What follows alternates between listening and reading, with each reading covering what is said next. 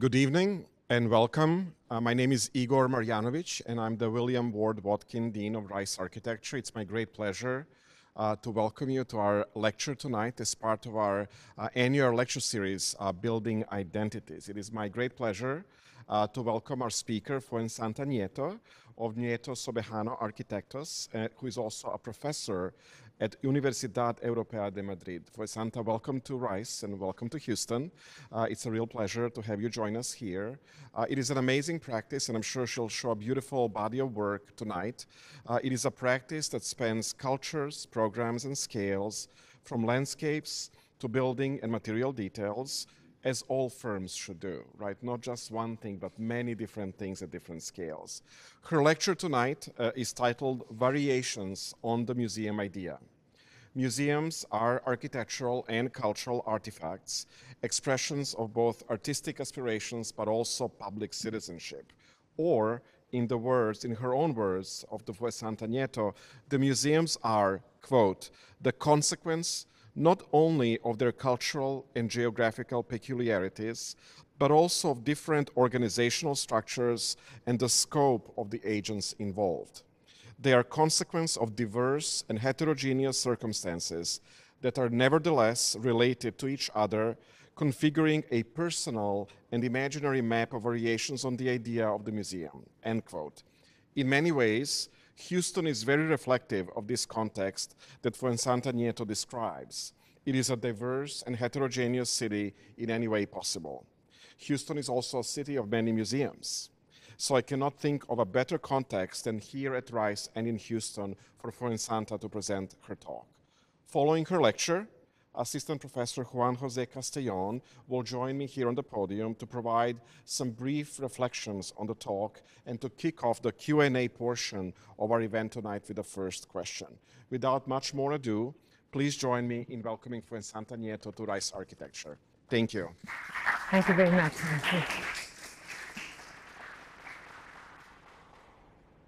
Thank you very much. Thank you.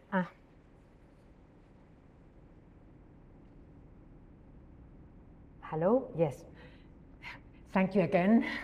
Thank you very much for inviting me here. Especially, thank you very much to the Dean. I don't dare to pronounce your name as well as you pronounce mine. I'm sorry. I'm shy and I don't dare pronounce it. So really, thank you very much, and thank you very much for the introduction. So, as Dean said, we are a firm. We have two offices, one in Madrid and one in Berlin. And normally our work always goes through competitions. In fact, all of the buildings that you are going to see here, except one, are coming from different competitions. And all of them are museums, though some of them are special museums. Maybe that's also the reference to variations, because some of them are an exhibition hall, a place also for producing art, an archive, or a foundation. But all of them are really related to exhibiting things and to museums. And why did I thought, as Dean said also, that Houston here was a perfect place to speak about museums, but also because when we speak about a museum, we speak also about public space. And I think that with all of these past years that we have been going through, we have to realize how important public space is for us, and how important it is, and the necessity to create new public spaces, not only in the cities, but also inside the buildings. Spaces that can be really friendly spaces, and where we can enjoy to be together each other. And the way that I want to speak about all of these projects are really talking about the idea and the concept that generated it. All of this, when we work in a project, we like and we do try to understand very well the place and the space in which we are working. So I'm going to speak about the relation maybe to an archaeological site, or the relation of the project to the landscape, both natural or urban landscape that the project is sitting in, or also maybe of the art that it's exhibited in the project, or directly only the relation to a piece of art. So I'm going to speak about 12 buildings, an archaeological museum, a city museum, a museum of expressionist art, a foundation of the sculptor Martín Chirino, a museum of art for the 13th century, a museum of African art, a natural history museum, a museum of a city, a place for creating art, an archive for the avant-garde, an exhibition area for an impressive collection of pens, and finally a foundation and exhibition for music of a specific composer. And I want to start by this museum, Madinat al-Zahra. It's an old work of us, but for me it's very difficult to start speaking about any of our projects maybe without linking it to this, because this was our first project, our really first important project, the competition that we won maybe in 2002, something like that. And that it really, for us, it was the layout of many of the ideas that after that we have been really carrying on in other projects.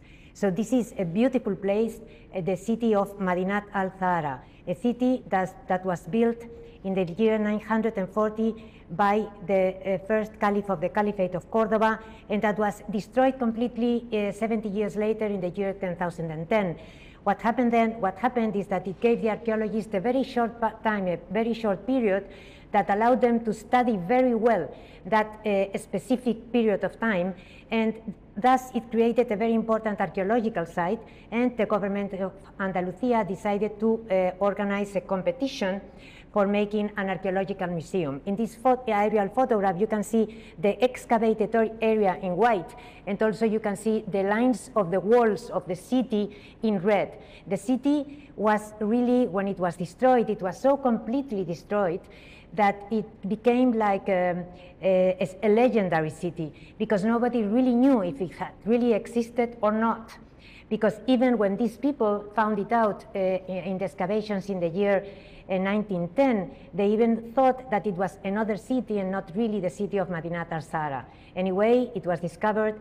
The city was built about 10 kilometers from the city of Cordoba, and it was built in a mountain, nearly with a perfect geometry of a double square, and it only missed the square in the upper parts of the mountain. So when we entered this competition,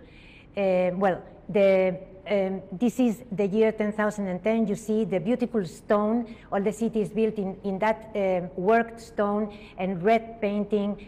When it was discovered, the state that it was when it was destroyed, it was completely destroyed. And then in the year 2010, when the city was starting to work over again, and the museum was built. When we started thinking of this museum, we thought of another archaeology site that we had already seen, a site in which the archaeologists had been working by the description of boxes. In a sense, they traced the grid, and they referred all the discoveries to that specific grid. So for us, when we were thinking of the museum, we were thinking we are going to work as archaeologists instead of architects. By this, I mean we are going to make a varied museum, a museum that in its floor plan, it was going to be reflected to the metaphorically archaeological grid that was also going to come out and organize the landscape around it. Especially important in a building that is buried is the roof, because the roof is the only facade of the building, also related to the grid and very specially related to the landscape. Because at this point, we wanted to relate the building to the landscape around it, and also to establish a first relation, to start a dialogue with the city of Medina Zahara by using the same colors, the white and red, the red for the curtain steel and the white for the concrete. Of course, a varied building is the light comes through different patios. In this one, we have 6 different patios. The first one that organizes the entrance and the public space, the cafeteria patio, the golden patio that gives light to the museum, the green patio that gives light to the working areas, the entrance ramp, and the area for the delivery of the pieces that are found in Medina Zahara. Also, another one of these relations that I want to establish, or that we want to establish with the city of Medina, our building is built under a complete double square, the same as the city, of course, in a different proportion. The line of the middle of the square divides the building in public and private. To the right is the private area in which the archaeologists work, and the area in which all the pieces that are, the new pieces of stone that are found in the city are organized. And on the left, we have the public area with the museum, the auditorium, the cafeteria, and the entrance to the museum. For us, to work with this place is like establishing these different relations. Now, when we see this Medina Zahara, the buildings of the city come out already built when the archaeologists take out the sand, and then they discover the building already built under the sand. In the same way that our building is going to appear as finished whenever we finish the structure by the materials and the concept that we have, that we have given to the building. So for us, working with a pre-existent building is like establishing this dialogue, sometimes personal, open spaces that in the same proportion give light to the closed spaces behind them, or these long shadows that come out of these long lines of view, the diagonal lines that we can see behind open doors, or the shared rhythm of columns and walls, or these freestanding walls that announce the space that was going to come behind, or the space that was there and it's not there anymore. These long and thin patios that give a shadow and protect from the strong light and heat of the city of Cordoba. Or even these long entrances that come in the same proportion to enter to the museum on one of the closed spaces of the city of Medina. But especially also the view of the roofs. When you see the city from above and you see the different courtyards and the different houses that we have in the different scale, we translate that also to our building that is down on the valley, and that when you see and you look down from the mountain to the city, you see again these roofs and these materials, and that we hope that what you really see is like a work of land art that is incorporated to the landscape. This relation, this way of working with an existing building and establishing these connections is a way of working that we have kept with all of the buildings that we work with history.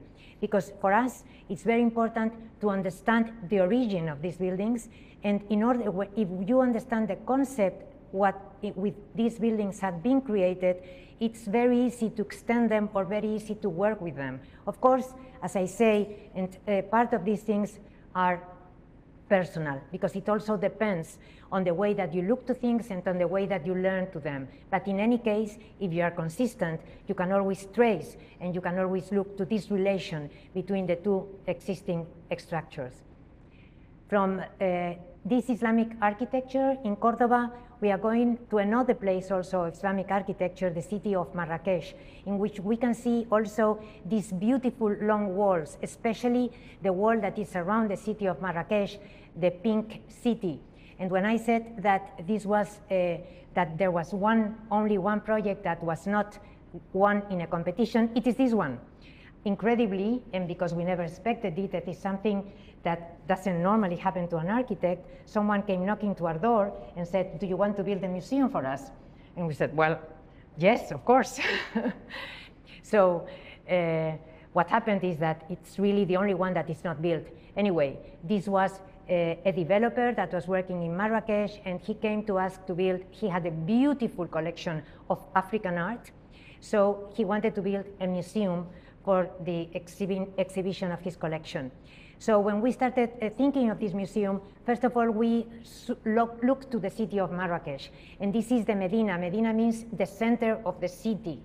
And when we see these images, what we understand is that this center of the city is formed by the addition of different pieces. And this is a pattern that repeats on different scales in the whole city. This is the scale of the city, and this is a landscape. And the pattern is repeating through the repetition of the trees, and it also repeats in the flooring of the houses.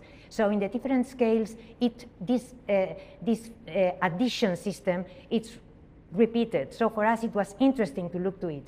Very interesting also the way that the light comes in the city of Marrakesh. A very strong light but that is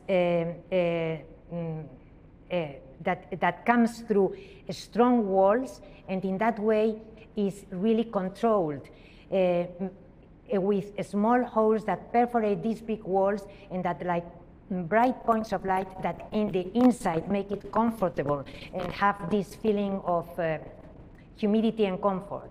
Also, these buildings that are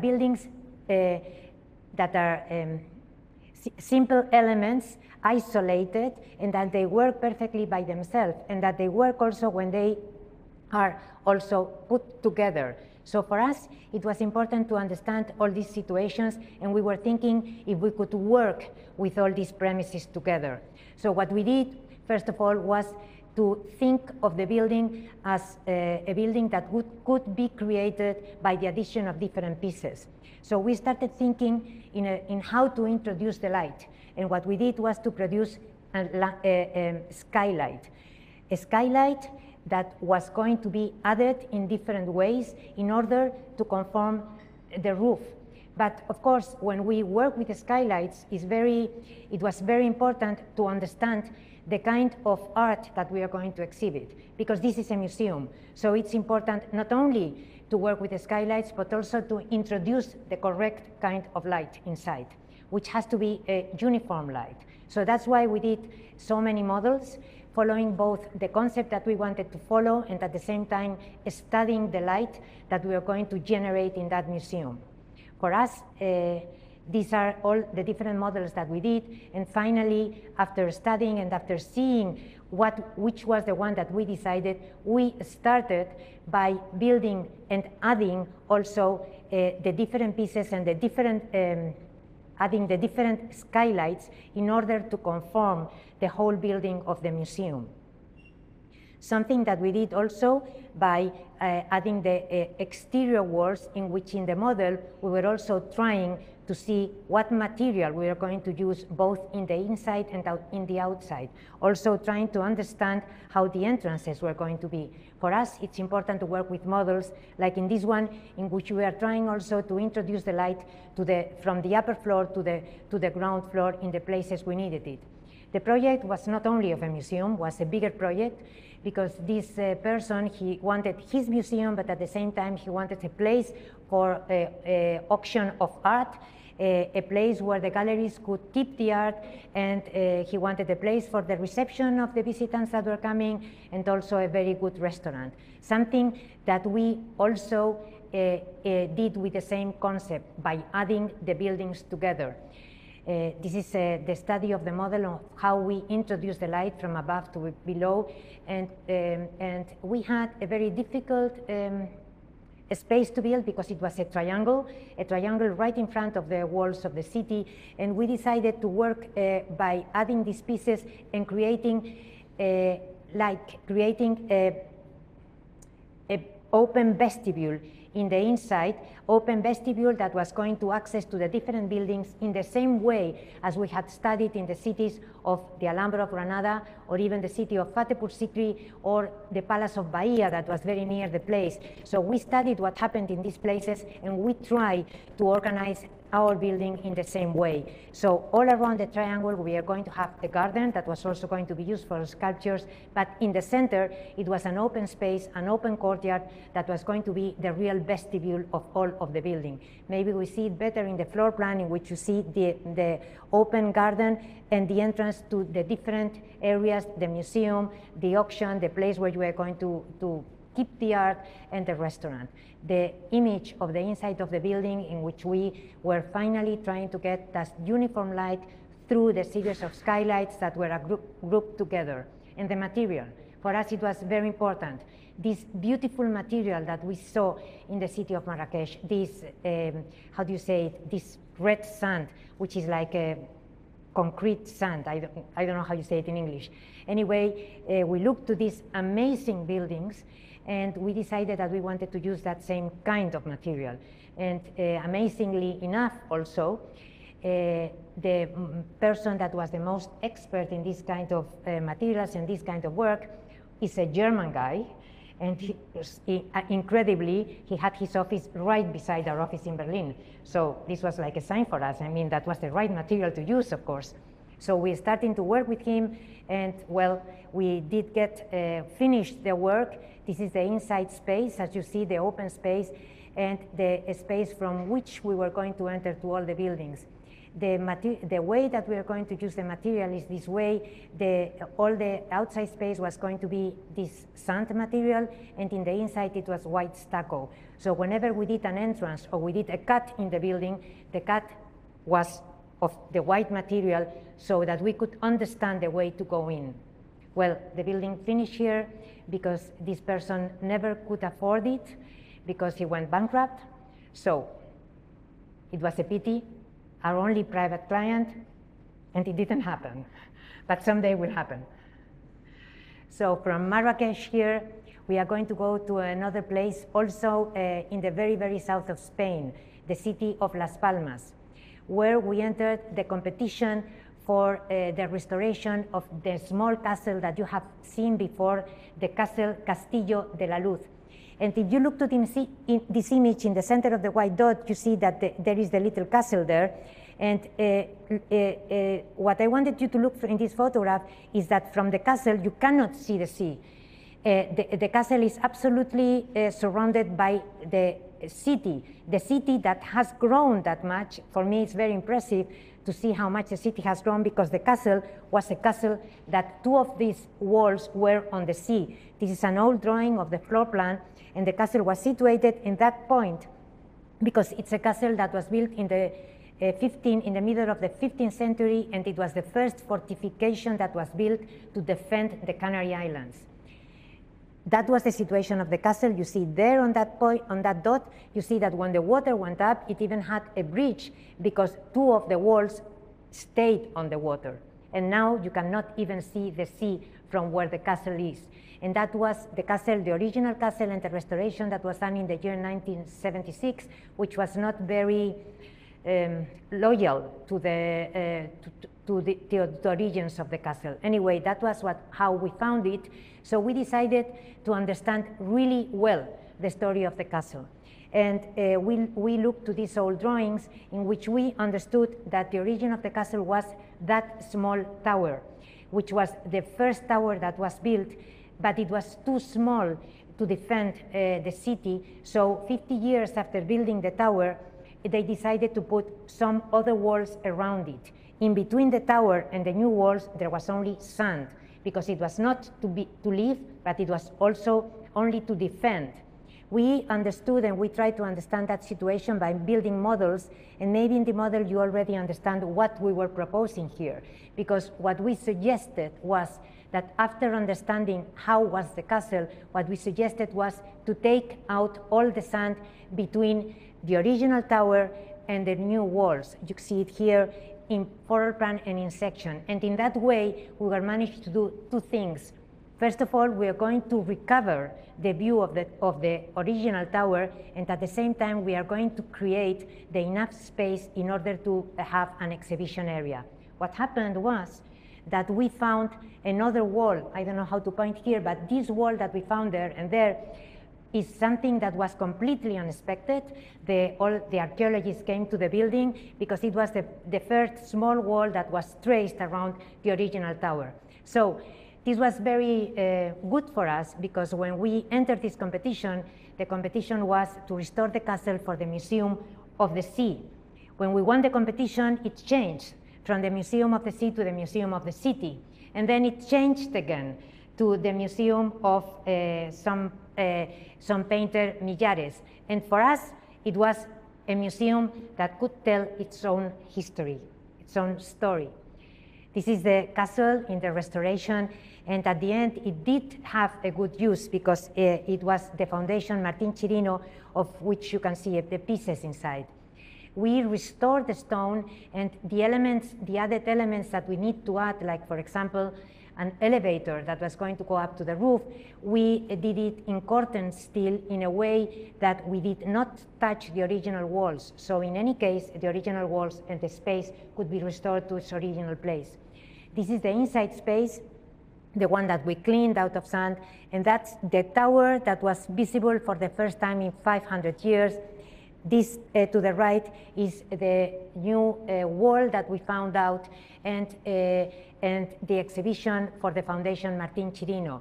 I think that in this space you can really read all what we wanted to do with the castle. First of all, we used a new slab, a new concrete slab that was separated from the principal walls in order to let the light in. We also restored all the stone walls that were supposed to be stone, and we left them in stone. The walls that were not supposed to be stone, we stuccoed in white. Any material or any element that was not structural, we used the Corten steel in order to create these corridors that were doing correct walking around the castle in order to have a correct view of the exhibition. And this was the space between the two walls, also an exhibition now. Any space, any window, any cut in the walls was surrounded by Corten steel, a concept that we took to all the places.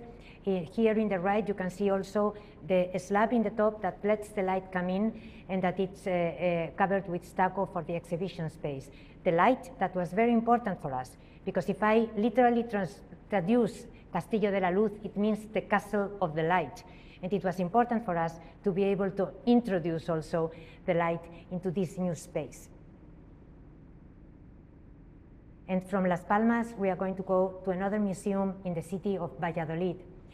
And this is a very, I don't show this project too much, but for me, I want to show it here. It's a very special museum, and for us as architects, it's really a privilege to be able to work in a building like this. It's a building of a late Gothic, and it was a convent, not a convent, a place for the monks to study physics and metaphysics. And is one of the best examples of this kind of architecture in Spain. It has a wonderful wall, a wonderful entrance, and a beautiful courtyard, a beautiful cloister. And of course, when we find something like this and that is well kept, you can never act here. The only way to act here is by restoration. So what we were trying to do is only pulling out the pieces of stone that we thought it was necessary to pull. What we did change was the doors that were not existent and that helped for the circulation of the museum. The restoration of the stone was done by laser, and it was cleaned, but not completely, in order to keep that patina of the time. Very important for us also was all the roofs, these beautiful wooden roofs, some of them belonging to the museum, some not, which we restored, and all the color of the stucco walls that contrasted with the flooring and with the roofs. This principal stair, also the stair that we restored, the stone that was adjusted in the stair, and that we completely rediscovered the wooden element that was on top of the stair that was taken away, or not taken away, that was, how do you say tapado, Carlos? Closed, that it was closed by a false ceiling. Sorry for my English. I hope that you are understanding it well. And well, of course, there were some other places in which we did intervene in the architecture of the building, like here, because these were the places where the monks slept. So we cut a corridor in order to be able to exhibit the exhibition. We also took part, we also did all the montage of the exhibition that we did with the director of the museum. A work of art that's amazing, but it's strong and difficult because it's religious art of the 15th century. And of course, these impressive images, these elements in the roof were not belonging to the museum, but they were belonging to the collection. So we had to hang them again in the roofs of the museum. There were two special elements that we could build aside of the building. That was a part of an extension of the original building that was completely destroyed by a fire, and that we redid the volume, the exterior volume, we completely redid in the same shape, and in the interior we did it with white concrete in order to be able to not have any columns and to be able to create a big space with very high ceilings to exhibit the big pieces of the museum. And a second area, the entrance area. In the entrance area, this was this place where the monks originally studied metaphysics. Well, that was what the book said, but it was completely destroyed, disappeared, there was no rest of it. So we decided to put in there the reception area, a small pavilion that was closed and that was only open in the lower part looking to the church, and that was the entrance to the museum, the entrance through the courtyard, and after you enter this door in which you bought your ticket. And also this door, the image was linked to the art that it was exhibited inside the museum, this beautiful retabule that you find in the churches, in which you find different stories but all gathered in one. That was something that we wanted to link to the entrance and to this window that organizes the entrance of the museum. And from Valladolid, another museum, let's go to Germany, to East Germany, in the city of Halle. In the city of Halle, we entered the competition for the restoration for the castle, the Morisburg castle. This castle that is there in the city of Halle, this was a castle that was built in the 15th century, and as Medina Zahara, it had not a very long story, because it was destroyed in the War of the 30 Years and was never rebuilt, or never totally rebuilt. In the very last part of the 20th century, 2 of its wings were rebuilt for the use of museum, of expressionist museum. And a couple of years later, there was a competition launched for the 2 other wings, which, when we entered the competition and we went to see them, we found it in this way.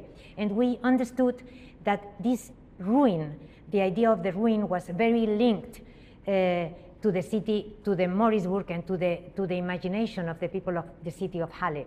We also saw the 2 other wings that were restored in this way, with these, for us, very amazing roofs with such steep elements that were also belonging to the rest of the city, a city that was painted by this painter, Feininger, that was living in the castle of Morisburg, and that was going to be exhibited, and his art is one of the arts that were going to be exhibited in the castle. So for us, it was at the moment clear what we had to do: a new roof landscape, that was going to connect to through the geometry both to the roofs of the city of Halle, and at the same time also to the art that was going to be exhibited in its side. A roof that was at the same time structural. And because it was structural, we could hang from it the new exhibition areas that in that way allowed us to have a free area underneath, an area without any columns that was able for us to free the whole 2 wings with no columns, and at the same time to being able to keep the walls restored, but in the same way that we found it. So the contemporary architecture in relation to the existing building, in this interstitial space, the 2 architectures get together, and this is the new extension, the new exhibitions areas that with the light coming from above from the different skylights. Skylights that in the outside, they tend to disappear because of the choice of material and because of these normally white skies in the city of Halle. The material, of course, was a very important choice here, not only because we wanted it to be a contrast with the other roofs, but at the same time because we had to build a very difficult geometry with very steep roofs. So for us, the choice was panels of aluminum. And between the panels of aluminum and the extraordinary good construction of Germany, we could manage to get all the lines in place. Here are our people inspecting the roof, and this roof that connected both with the other roofs of the city and at the same time with its geometry to the art that was exhibited in the inside.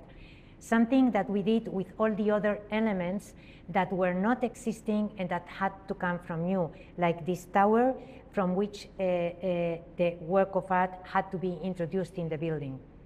Here we see the roof in relation to the wall of the castle that we restored in the places that was needed to be restored, but was kept the same in order to give this feeling, this relation that it already had with the people of the city of Halle. And from Halle, we go to the city of San Sebastián, where instead of an aluminum roof, we have a facade of aluminum. This is the city of San Sebastián in the north of Spain, a beautiful place, and as you see, the coastline. And here, in this very special place, where the Mont Urgul, the natural landscape, touches the city, and in this very interstitial space, there is a convent of the 16th century, the convent of San Telmo, that now is Museum San Telmo, and that we entered the competition for its restoration and extension.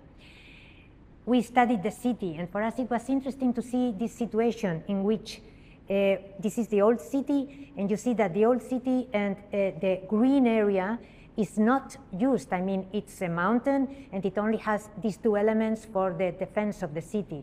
And extraordinarily, it has been kept like that through the years, because normally the cities grow until the green areas disappear. In this case, the Mount Urgul is still there, and it's precisely there, in between the mountain and the convent, where we decided to put the extension of this building, in the interstitial place between the mountain and the convent.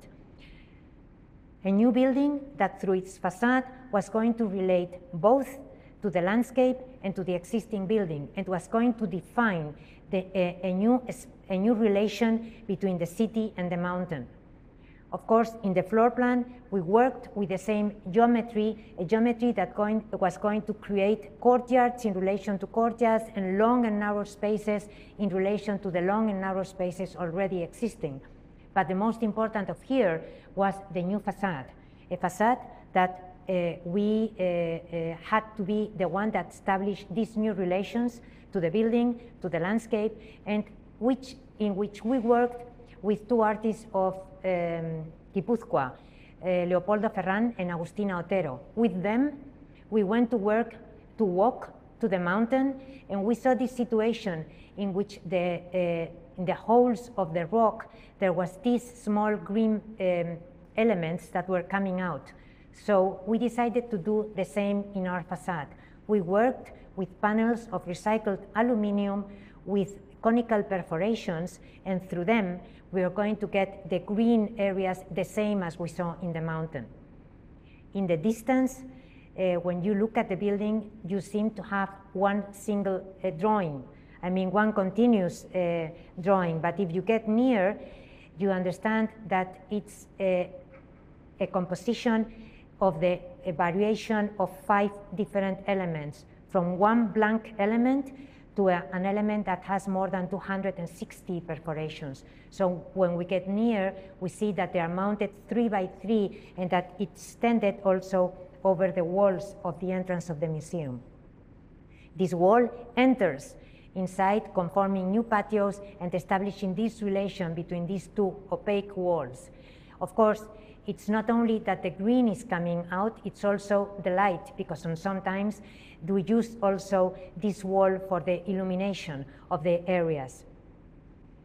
We worked in this very narrow and steep space in order, putting this image in order for you to understand the difficulty of this geometry that, of course, was seen in the interior. The new exhibition areas in relation to the cloister in the same proportion, and also in relation to the nave of the church. And when we had to extend one of the stairs in order to go to the roof where there is more exhibition space, we used the contemporary architecture in relation to the existing architecture, but always with this distance of respect, this distance that allowed, in any case, to return to the original situation, in the same way that also these two walls that are relating one to another do not touch each other, but do also keep this distance. This wall, as I said before, during the night, it can get the light coming from the inside, and it gives a new light installation to the city of San Sebastián that gives light to that plaza during the nights. A facade that also transformed with the different periods of the year, so that you can see when you go there in spring, summer, or winter. From San Sebastián, we are going to another conical perforations, much bigger in scale, in the city of Graz. Graz is a very special city because it's a city that all of its center is protected by UNESCO, and is protected because of its beautiful roofs. Anything that you work there has to be authorized by UNESCO, which was a great experience for us, frankly. So here we entered a competition for a place called Joanneum that was the owner of these three different buildings: the Natural History Museum, the Art Museum, and the library. The situation of these buildings are the buildings that you see in white in the photograph is like one is giving the back part to each other, and we had to extend them and create a new entrance and also new public spaces for the three of them. So what we decided to do is, in that blank space in the middle, create a new plaza, a new public space, a new plaza for the city that was going to join these two areas, and through these perforations, these conical perforations, we are going to create a new vestibule in the lower part of the plaza. The new space was going to be organized around the conical perforations through which we did the entrance and also the light entrance. Maybe we see it better in section, in which you see these conical elements that introduce the light even to the second basement, where we have an extension of the library for a collection of more than 1 million books. And the upper part, the new areas that we're going to connect the three buildings, and we're going to organize the new spaces of the reception area. In the inside, all the space and the public spaces were developed around these glass cones. And of course, this relation of what I'm always speaking to the existing building here is produced by the reflection of the old buildings that sometimes come out really beautiful reflections that are unexpected to the inside. So once that you are in the inside, you are always surrounded, and you always have these reflections of the buildings in the outside. In the outside, we worked through restoration in both of the three existing buildings. The spaces, of course, are used for everything. In this case, for a very special scenography, which is beautiful to see, really. So from this buried museum in Graz, we are going to go to another one in the city of Lugo, a museum of history. This is the city of Lugo in the, a museum not of history, of the history of the city, because this is the city of Lugo, a very small city, well, a small city in the north of Spain, but that it has a beautiful center. It has these beautiful Roman walls that for us were very impressive, because they have like these big and strong elements, the towers, the round towers, all around them, all around the wall.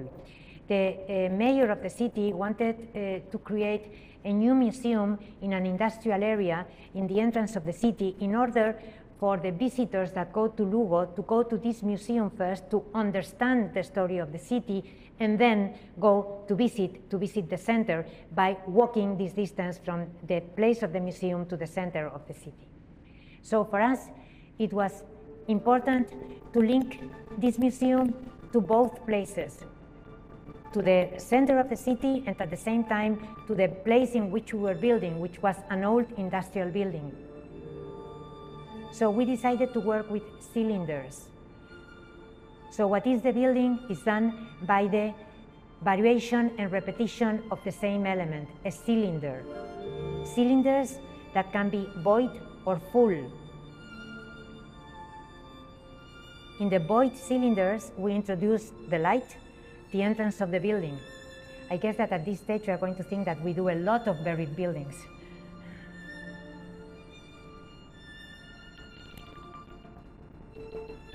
For us, it was important here to work with the topography, because working with this topography, we situated the building in the upper part, so we could create this green park that was going to be the continuation of the green areas that you find in that part of the city.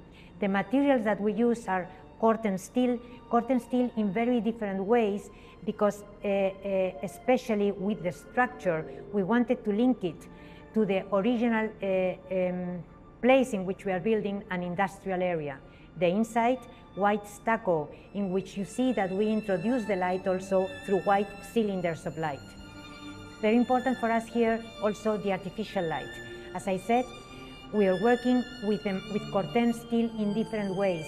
This is a déployé of curtain steel that, as you see, it tends to disappear with the artificial light and also in some situations with the natural light. And thus we see the structure inside that we want to link to the industrial area. The void cylinders, the ones that are empty, that introduce the light inside the museum.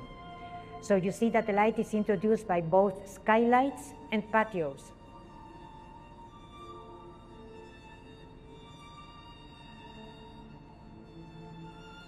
The natural light, when it hits, as I said, in a different way, it makes the exterior skin tend to disappear,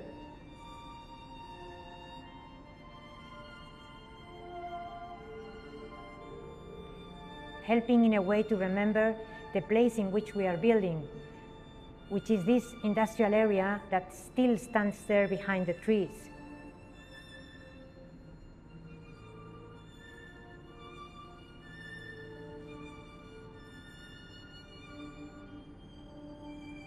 For us, this is a museum park, a park museum for the city of Lugo.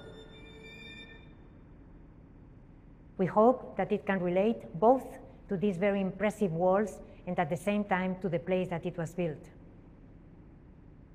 And from Lugo, we are going to go to Cordoba, a place in which we entered the competition also for this very special building, because it's a museum that is going to exhibit the art that is created by the people that are working, the artists that are working inside the building. For us, it was very impressive when we are working here, because we are working very near the Mosque of Cordoba. And listen, I can tell you that the Mosque of Cordoba is one of the most impressive buildings of the world. If you study architecture, if you're an architect, you have to go and see it. It's something really amazing. So for us, it was, in a way, kind of scary to build near such an important building. So we try to understand how this very impressive building and this space worked. And really, when you understand it, when you look at it, the Mosque of Cordoba, this impressive building, this impressive space is created by the repetition of one single element, the double arch. There are also these very, the other, how do you say, trellises that work in the Islamic architecture that seem to have this very complicated geometry, but that really is not that complicated. It's the result of putting more simple elements together, something that they also do by applying it to these masharabiyas in the roofs of the different buildings. So for us, we told ourselves, is it possible for us to design a building using these concepts? So we started working with hexagons. So we took a regular hexagon and we divided it in 3 different areas, one of 90, one of 60 meters, and one of 30, that corresponded to the different exhibition areas that we wanted to create. So we put them together, we rotated them, we made symmetries, and we made,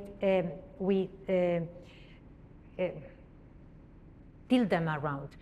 And then we put them together in different ways, and they were combined together in order to create one single space, a fluid space that we could use in different ways, either by working all of the spaces together, or simply by separating all the hexagons in different pieces, in different elements. So these are the hexagons that are going to be the exhibitions areas of the city, of the building, and they are on the center space. On one side, we have a long vestibule that covers all of them and allows to enter one by one or in the whole space.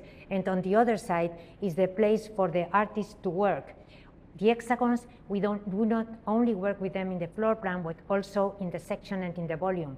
Every one of these exhibition spaces is covered with a skylight that is also an hexagon, and structurally it works through the 3 double walls that we have on the drawing in the center, that are the ones that hold all the building.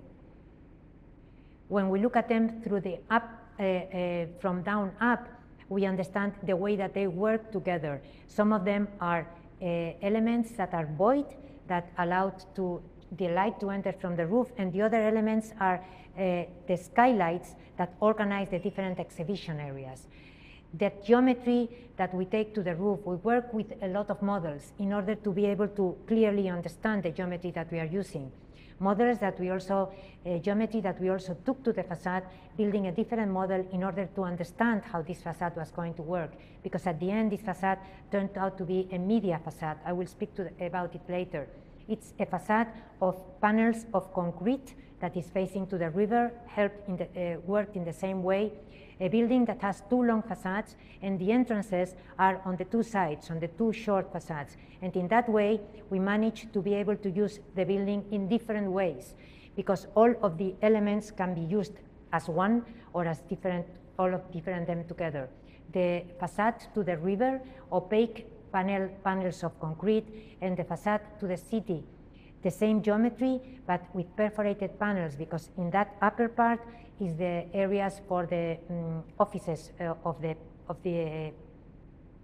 the building. In the inside, a completely different atmosphere, because what we were looking for here is the reaction of the artist. We have to keep in mind that this is not a place where some specific collection is going to be presented, but it's the artists that are there, the ones that are going to create the collection.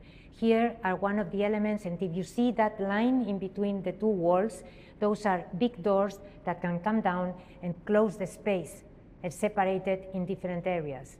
Spaces that can be more compressed or more expanded, and are precisely in these spaces where we create the entrance to the auditorium, or the going up to the 2nd floor, in which we have situated the offices and places to work with computers. The light that is coming in through the facade and through the glass walls, that at some special times of the day also reflects the way that the facade was built. Something that we also took to the other facade, the one that I said was an opaque facade, but that is perforated in some specific places in order to create like this beautiful rain of light inside the building.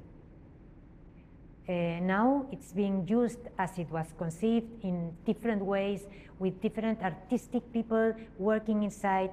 These are artists in place working, and these are experimental dancing done in the auditorium. Different exhibitions, like, for example, this blue stair that was done by Yoko Ono. In the outside, the roof of the building also solved with the same geometry, and the people of our office inspecting it. One of the voids that creates a space of relaxation in the floor plan, a space where you can simply go in and look at the sky, and the geometry that is taken to the facade. A facade that is conceived as a media facade. They are concrete panels that have LED lights in its borders, and these LED lights reflect the light in the different faces of the hexagons, and we are working with different scales. And by using a computer that controls the facade, we have like a media facade with 1,500 pixels that can show to the outside what the artists are working on and what they are, take it to the outside.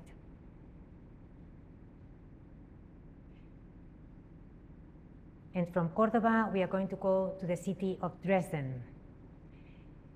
And here, the city of Dresden offered a building to create the archive of the avant-garde. In that place, on the other side of the city, at the entrance of the city, on the other side of the river. And I want to start here with this painting, because this is a painting done by Canaletto. Canaletto was the painter that painted the beautiful views of Venezia. This is his cousin that painted beautiful views of the center of Europe. And he painted the city of Dresden in 747. And this is the painting, and this is an image that we took one year ago, maybe more, a little bit more, from trying to get the same perspective.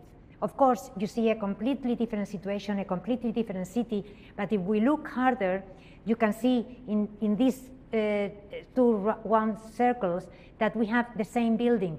You have here that building there in 1747 under construction, which is the same thing that we have here in the same 2 years ago when we started working on this building, also the same building under construction.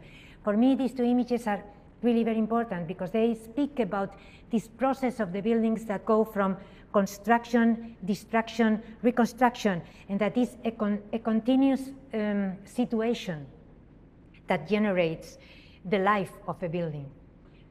So in this building, the city of Dresden offered this man, Elpidio Marsona, this building to exhibit his collection of amazing collection of the avant-garde. He has more than 1 million elements of everything, of books, papers, drawings, objects, everything. Recognizing the importance of this collection, the city tried to bring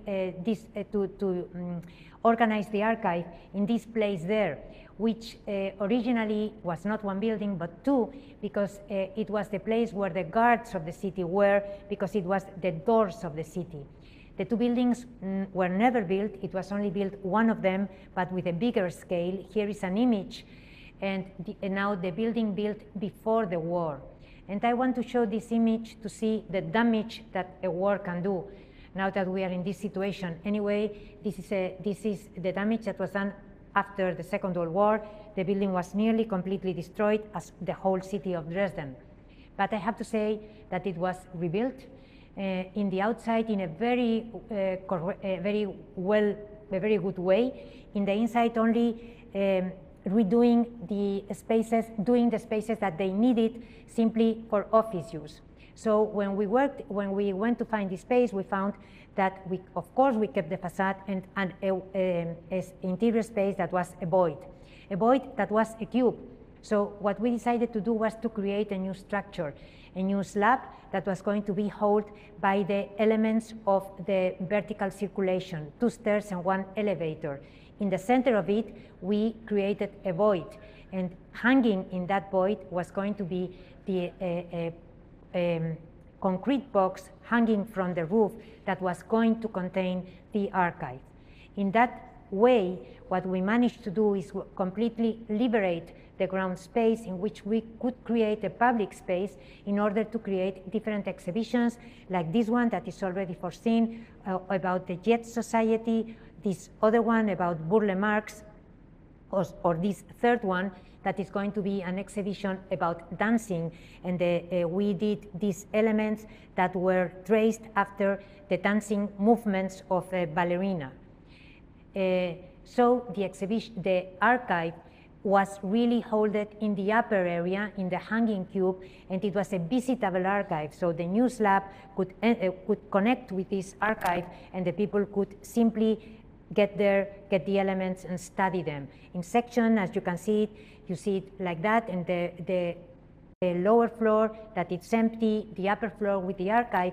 That is also important because we are building near a river, and the river floods, and it was important to elevate the archive in order to protect the collection from any kind of water that could damage it.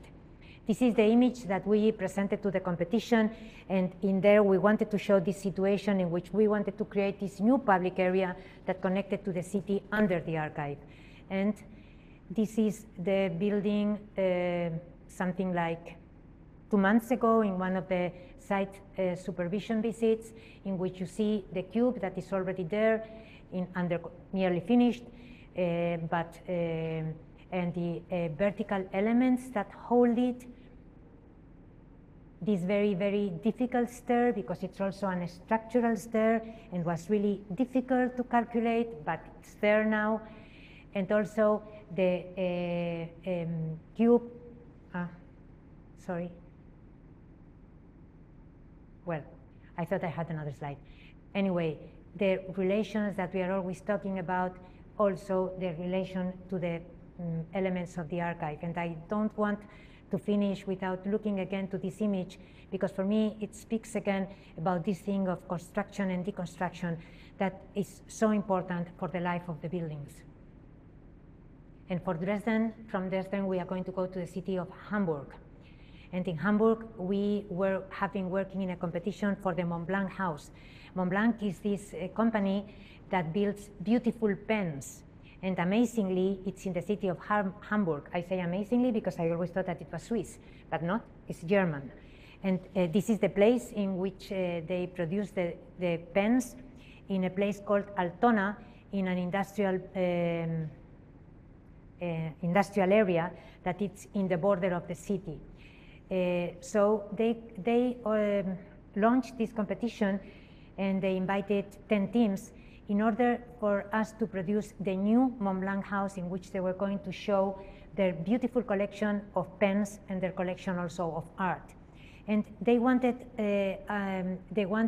to relate to their logo, the Mont Blanc, by saying the logo means for them always, we want to always go to the top, we always want to be better. So that was the thing, that the brief that gave us in the competition, and it was the place that we had to work in a parking area in front of this industrial space in which the pens are produced. So what we decided to do is to give this industrial building a new facade. So we decided to build a long building that was going to occupy all of the space and that was going to produce a new facade and a new entrance possibly to the old industrial building. Here we see the new building occupying all of the space, giving a new facade and built in relation to the beautiful boxes that the Mont Blanc, the company Mont Blanc uses for their pens. This is one of the boxes of the pens. Inside we have this very beautiful element, the pen, that inside also it has this complexity in order to produce the beautiful writing, something that we wanted to do also with our building.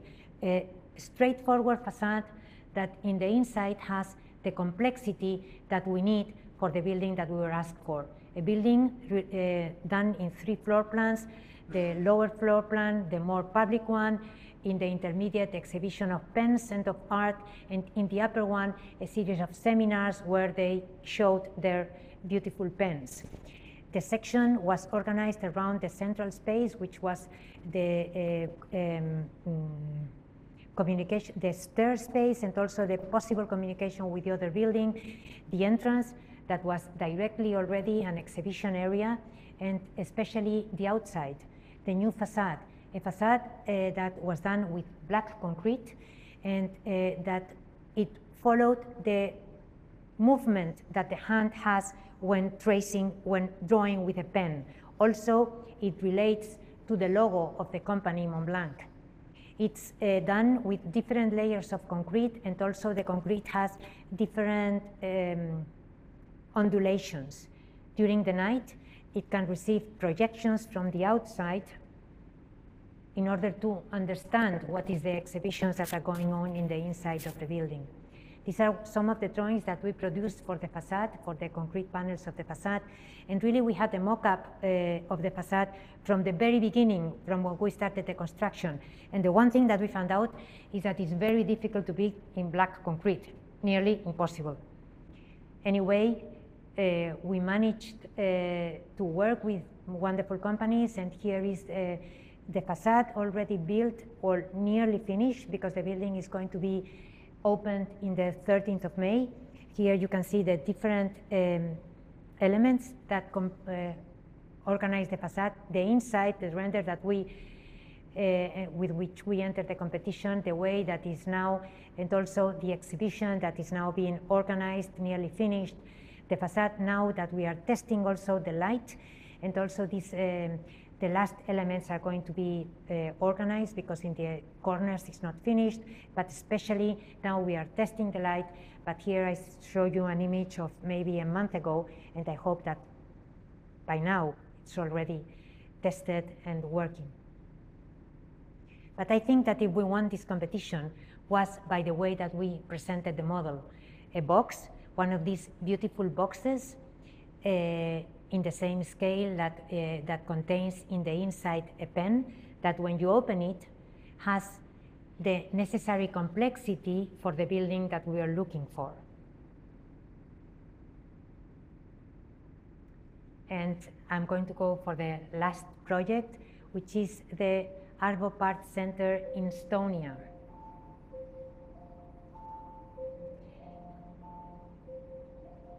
This is Estonia, a place called Laulasmaa, which is very near the city of Tallinn, something like 40 kilometers from Tallinn. And this is a beautiful wood in which lives Arbopart and his family, his wife Nora, and the family of his sons. It is here that recognizing the importance of Arbopart, the government of Estonia wanted to build his foundation. For us, a project of landscape, music, and architecture.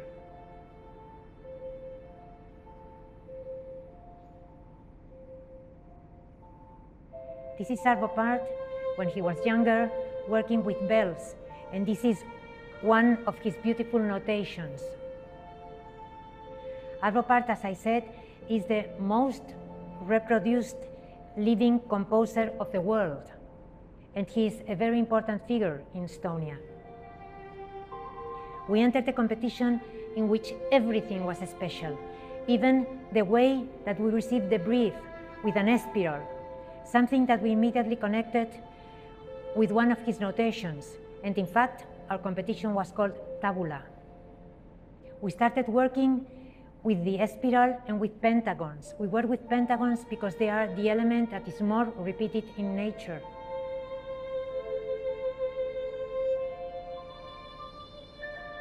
And we work with patios. We work with patios because we wanted to connect to the silence of the music of Arbopart. And with the landscape. We thought we needed to access the building by walking. So we situated the car park in the entrance very near the road, and the building on the opposite side of the land.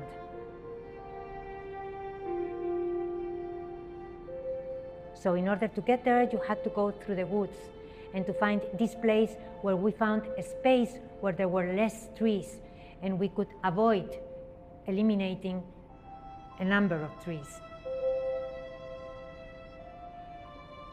The important elements for the projects were the patios around which the public space was created, and a veering wall that surrounded all of the project, organizing the more important spaces and separating the public and the private areas. A floating roof of one single element that appeared like floating in the center of the woods. The roof, by its different heights, organized the more public and the more private spaces. The structural wall allowed the roof to be independent from the elements of the facade. Facade that was created by the repetition of small columns. Small columns of different sizes that connected both with the music and with the landscape. Columns that are sometimes structural, sometimes mechanical, and sometimes simply added for rhythm. Working with Arbopart, sometimes we traced our drawings and notations. And there came out, this is simply a floor plan of a lighting, a working drawing.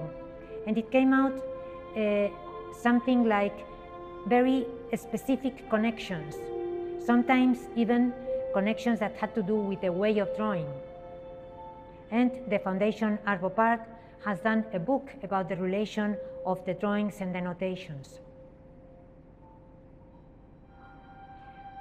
The day that we traced the building in the woods, and that day we were with Arvo Part, which is a very gentle person, and that day he was kind of silent. And I think he was telling us that he did not exactly like the place of the building because he thought that he was going to see a house that was near. So he asked us to move it, which is not easy. So we did do it, of course. We were working with him and we were moving, trying to move the building. While we were working, he was telling us, now I understand that composing and doing and designing is really very similar. We can always continue working in our project or in our composition because we can always make it better.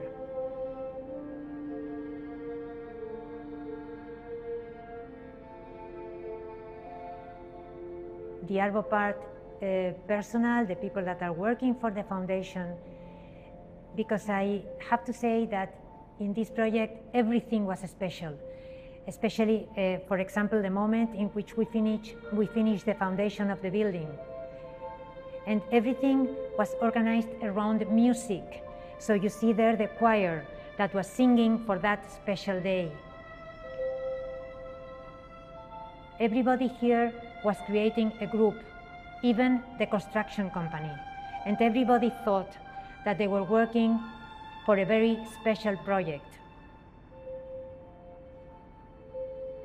It is one of these special situations in which a group is created between all the participants of a project, architects, engineers, foundation, construction workers, which had a very tough job working in the snow.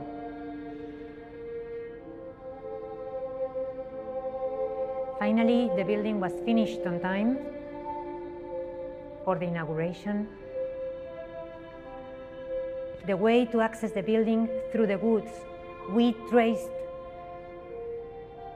a way that was then covered again by the wood, so you access the building really walking through the trees.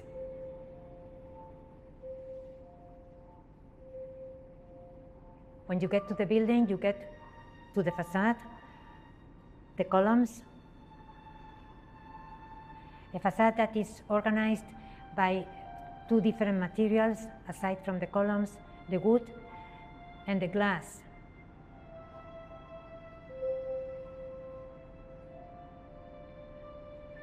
A wood facade for all the places that we had to cover, like the auditorium, and especially a glass continuous window, that opened the building to the landscape. A fluid continuous space that wanted to connect the outside landscape with the interior courtyards.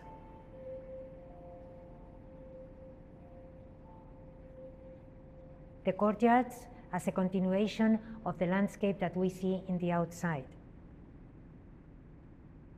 And if we walk through the structural wall, we get to some of the important places of the foundation, like the library, which is done over the structural wall. The entrance is produced by the intersection of two of the courtyards.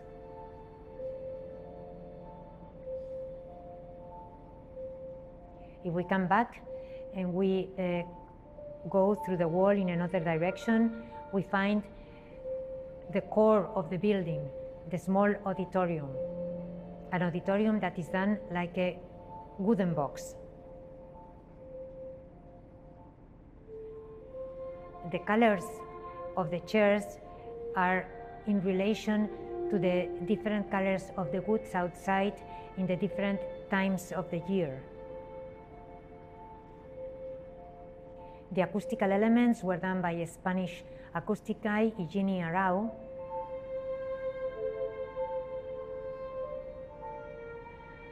And this is the exhibition day, the day that the building was inaugurated, in which I think that Arvo Pärt was happy with the sound of the music.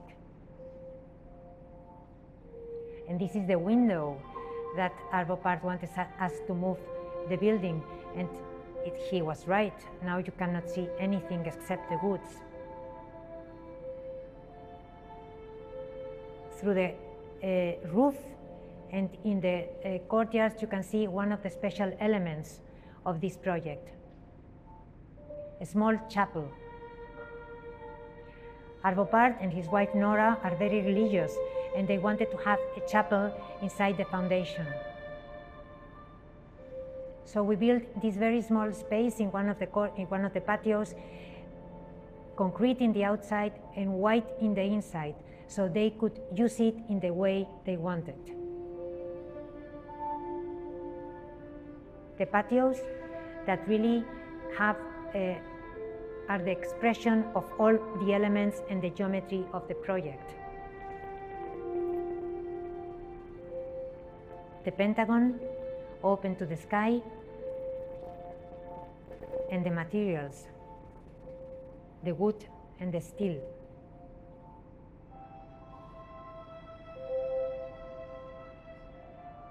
In a place like Estonia, it's also very important to see the building at night, because there are many, during a long time of the year, this is the way that we are going to see the building. And in this image of the night, one of the other important elements of the project, a tower.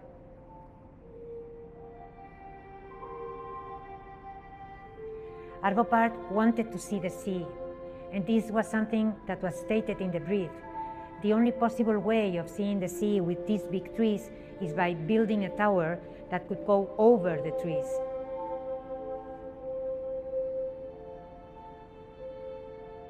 So we tried to build a tower. We went back to his notations, and we proposed a tower with the base of a pentagon, with the same columns as the facade, that were going to be held together by an S-spiral.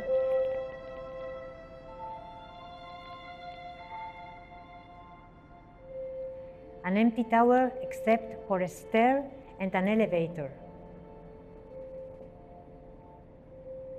that got us up to a platform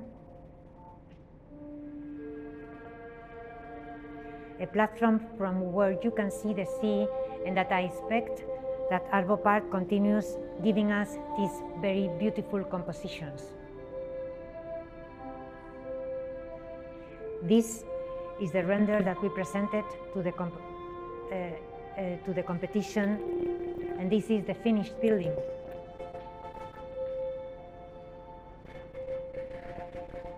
For us, a project of landscape, music, and architecture.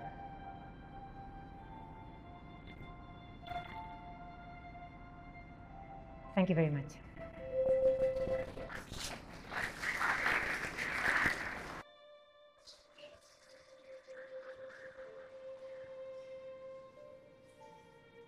It's kind of difficult to speak on top of this beautiful music, but thank you for the wonderful lecture. At the middle of the lecture, you were apologizing for your English, but I think your architecture speaks an architecture with a capital A, and this is a universal language. So thank you for sharing your projects. Thank you also for bringing part of our Europe, a Europe that now is being hit by war and bombs, and it's really nice to see the beauty of your project through your body of work. And well, our hearts is with our brothers in Ukraine, and I would like to give a bit of a moment to express our thoughts to them. Well, a part of this, and starting the conversation, and before opening it to the audience, I think that one of the questions that strikes me the more in your work is the question of context. I think you work with context in a very fundamental level, in a sense that context is not only the urban context, the physical context, it's also time and history is part of the context. The light, the specific light of the place is also the context. Even the material, because you incorporate a material culture that is bridging the past and the present. So I'm really curious about your design methodology.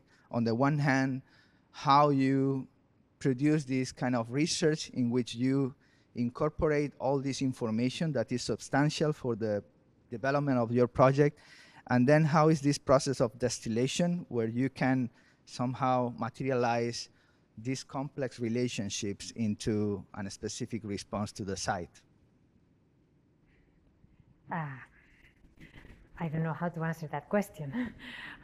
It's you are right, and for us, yes, context is not only the place; it's much more, because we let me try to explain. We believe that if working with history or working with a specific building, and I'm going to speak more about a specific building, I think that what we believe is that a building, when it was created, is what was created with an idea that if we are able to understand it, we can continue it, and we can continue working in the building in the way that it was thought of course, with the different conditions that we have in our time. It's like, to try to explain you better, what we think is like a book within a book within a book. You know, these novels that have a book inside the book and inside the book. It's the same way of thinking. I mean, if you can really understand what was there before, or try to understand, because at the end it's an interpretation, and it's an interpretation that also comes also through your own knowledge, through your own education, and through your own conditions of life and the way that you have lived it. You interpret in a way or in another way. But there are things that are objective, and if we can understand what happened in the history and how the things were happening, maybe we can continue that same story, and that will help also the ambience, the elements, and will help to continue creating the space that was thought originally for the place. Because we believe that if the space was already there, it's like our we should continue it. We should try to understand it in the sense of making it stay and making continue. That's why also when I was referring to this process of construction, deconstruction, reconstruction, that is never finishing and that can continue. But to do that, we have to be able to understand how the building is starting. Now, we do research, we try to look for things, we try to visit the place. If sometimes that's not possible, we do try to look to all kinds of photographs, books, anything that can make us go nearer to the place. How we start using the materials we do, and of course we go back and forth. This is never a linear way. I mean, I would love that happened, but that doesn't happen. I mean, you go in this direction and then in the other one, and because it's a thing of going backwards and forwards. But I think that I don't know how to tell you when you go on. How do you think that you can go backwards and forwards? Because sometimes you say, no, wait, I'm not going in the right direction. I think that what is important is not if you go like that. It's that if the end the trace is in the same, it goes in that direction. I can tell you that for us it's very important to look for. I don't know how then we start working with things and we start saying this no, this no, this yes. That's, I guess, a process of working. Thank you, Fuensanta. I would like to open now questions from the audience.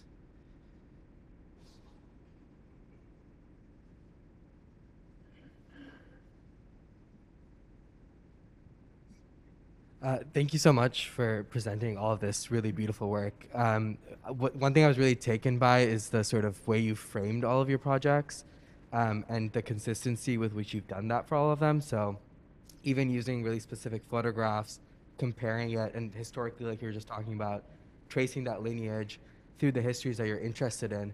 I'm curious if that's this kind of process of framing all your projects is something that you developed very early on and presented all of it that way, or is this something that you, after having completed the projects, kind of go back and then say, okay, which photographs can we use that then compare that, or is this something that you're designing with kind of throughout the process? Well, it's a mix of both. I mean, it's not. I mean, when we are working, we know where we are going, or we know where we are trying to go, and sometimes for us it's also important in the minute that we are starting to build, or in the minute that we are doing the project, to look backwards. And it's what I was trying to explain in the very beginning. I mean, it's important for us to look backwards and say, are we going in the right direction or not? And this happens during the process all the time. And once that you are finished the process, then you look backwards and you say, okay, yes, we have done this here, this here, this here. But it's not something that we decide we are going to do this, and then we do that, and then we do that. No, that's not like that. It's something like we start with an idea, we start with a concept, and we try to develop it. And then when in the process of designing and then in the process of construction, things tend to start going quickly. And it's important sometimes to try to stop them, even if you cannot and you are not allowed to stop them, but to try to stop them, to look back and to say, I'm being respectful with the idea that I started. And well, sometimes you have to change things, but it's not a direct thing. It's a process, a continuous process. I don't know if I'm answering correctly, but. We have time for one more question. Carlos, take this honor. Thank you.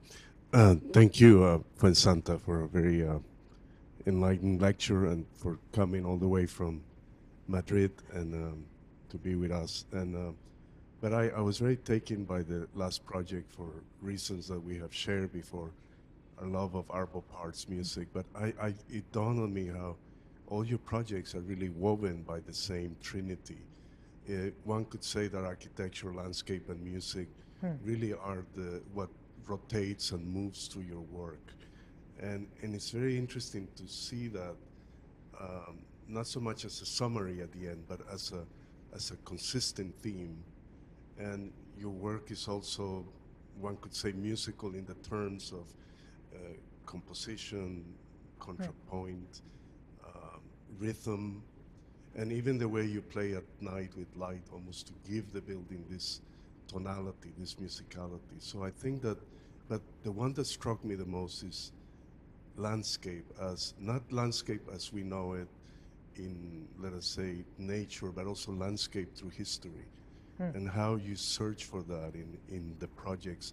The landscape in Lugo, for instance, which is a fortification landscape. And it's just fascinating to see your work through that agency at the end. So I just wanted to congratulate you on that sense of discovery, and maybe it was the good fortune that anybody will envy in this room to work with someone like Arvo Part, and must have been an experience. We all congratulate you and your team, of course.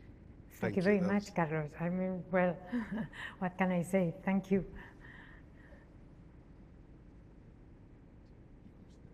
Sure. Thank you, Fuensanta, for a wonderful talk and for sharing your work with us. Thank you also, Juan Jose, for your question and response. I want to thank you all for coming. It's, again, nice to see you all in person here.